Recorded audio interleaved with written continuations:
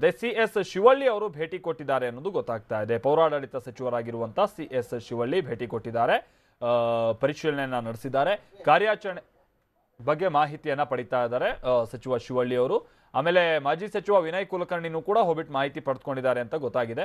ಅಧಿಕಾರಿಗಳಿಂದ ಮಾಹಿತಿಯನ್ನ ಸಚಿವ ಜೊತೆಗೆ ಮಾಜಿ ಸಚಿವರೆಲ್ಲ ಪಡೆದುಕೊಂಡಿದ್ದಾರೆ. ಮಾಜಿ ಸಚಿವರು ಹೋಗ್ಲಿ, ಬಟ್ ತನಿಖೆಗೆ ಸಮಸ್ಯೆ ಮಾಡದೇ ಇರಲಿ ಅನ್ನೋದೇ ಇಲ್ಲಿ ಎಲ್ಲರ ನಿರೀಕ್ಷೆ. ಯಾಕಂತಾದ್ರೆ ಹೇಳಿ ಕೇಳಿ ಇನ್ಫ್ಯಾಕ್ಟ್ ವಿನಯ್ ಕುಲಕರ್ಣಿ ಅವರೇ ಹೇಳಿದ್ದಾರೆ, ಈ ಕಟ್ಟಡಕ್ಕೆ ಸಂಬಂಧಪಟ್ಟಂತ ಮಾಲೀಕರಲ್ಲಿ ನಮ್ಮ ಸಂಬಂಧಿನೂ ಇದ್ದಾರೆ ಅನ್ನೋದು ಸ್ಥಳೀಯವಾಗಿ ನಮ್ಗೆ ಗೊತ್ತಾಗಿರುವಂಥ ಮಾಹಿತಿಯೂ ಕೂಡ ಹೌದು.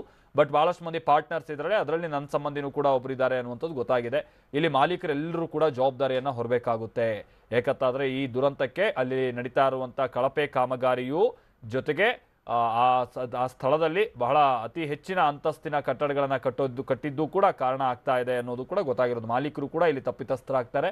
ವಿನಯ್ ಕುಲಕರ್ಣಿ ಅವರ ಸಂಬಂಧಿಕರು ಕೂಡ ಅವರು ಬೇರೆ ಆಗಾಗ ಸ್ಪಾಟಿಗೆ ಹೋಗಿ ಬರ್ತಾ ಇದ್ದಾರೆ. ಕಾರ್ಯಾಚರಣೆ ಹೇಗೆ ನಡೀತಾ ಇದೆ ಏನು ಎತ್ತ ಅನ್ನೋ ಕಾಳಜಿಯಿಂದ ಹೋಗಲಿ, ಬಟ್ ತನಿಖಾ ಸಂದರ್ಭದಲ್ಲಿ ಯಾವುದೇ ರೀತಿ ಒತ್ತಡ ಹಾಕಬಾರ್ದು ಅನ್ನುವಂಥದ್ದು ನಮ್ಮ ಕಳಕಳಿ ಕೂಡ.